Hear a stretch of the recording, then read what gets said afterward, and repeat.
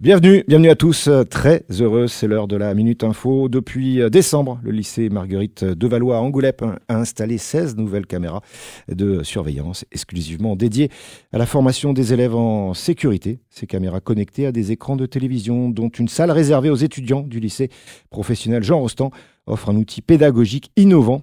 Pierrick Gariou, enseignant en bac pro métier de la sécurité, souligne d'ailleurs ce nouveau système est extrêmement performant.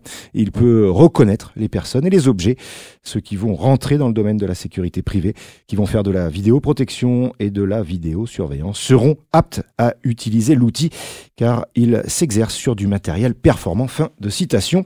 Travailler sur l'intégralité de la cité scolaire permet aux étudiants de se préparer à gérer des situations réelles comme des exercices d'incendie ou des actes de malveillance.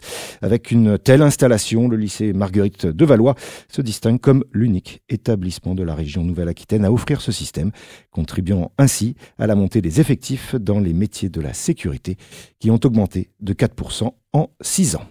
Pendant 3 jours, du 7 au 9 février 2025, le Touquet accueillit les 50 ans de l'enduro, discipline de la compétition de moto tout-terrain, et le record historique de 700 000 personnes sur place. Autant dire qu'il n'a pas fallu lésiner sur les moyens liés à la sécurité. Des chiffres hors normes compte tenu de l'importance de l'événement. 409 agents de sécurité privée, 11 maîtres chiens, 230 agents de la police nationale, 175 agents des unités de force mobile, 160 gendarmes, dont 44 de l'EDSR, et puis 248 agents de la direction de la police municipale et de la tranquillité publique de la ville du Touquet-Paris-Plage. Une zone réglementée temporaire a été mise en œuvre par la direction générale de l'aviation civile durant l'intégralité de l'événement, interdisant le survol des drones et exposant des télépilotes et de fortes sanctions, drones saisis, amendes et peines d'emprisonnement. Au Maroc, la sécurité privée s'exaspère. Le syndicat national des agents de sécurité privée, par l'intermédiaire de son secrétaire général, Loubna Najib, a décidé de prendre la parole.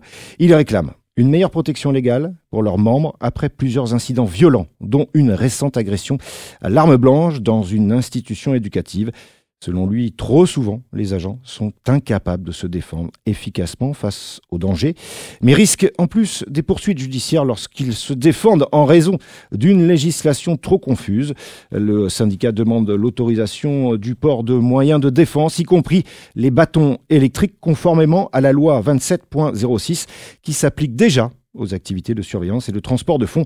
Pour conclure, le secrétaire général évoque des exemples internationaux avec la Turquie et la France où les agents peuvent porter les armes pour leur sécurité.